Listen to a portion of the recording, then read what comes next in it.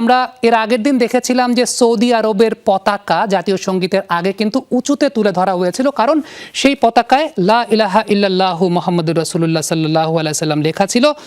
সেটা আরেকটা জায়গায় অ্যাপ্লাই করা হয়েছে, অর্থাৎ ইরাকের পতাকাটাও কিন্তু উঁচুতে তুলে ধরা হয়েছে। আমরা একটু দেখতে চাই ইরাকের পতাকার জায়গাটা, কারণ ইরাকের পতাকায় আল্লাহু আকবার লেখা রয়েছে এবং ফিফা কিন্তু এই ধর্মীয় মূল্যবোধের জায়গাটাকে সম্মান করেছে।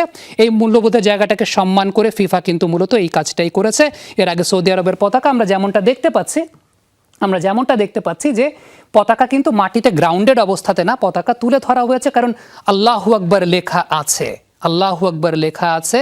এবং এর আগের দিন সৌদি আরবের পতাকার ক্ষেত্রে আমরা কিন্তু সেই বিষয়টাই দেখেছি। সুতরাং ফিফা একটা অনেক বড় ধন্যবাদ তো অবশ্যই পেতে পারে যে আল্লাহু আকবার এবং লা ইলাহা ইল্লাল্লাহু মুহাম্মাদুর রাসূলুল্লাহ সম্মান প্রদর্শন তারা করেছেন সেই জায়গাটাতে, রাসূলুল্লাহ সাল্লাল্লাহু আলাইহি ওয়াসাল্লাম সম্মান প্রদর্শন তারা করেছেন সেই জায়গাটাতে।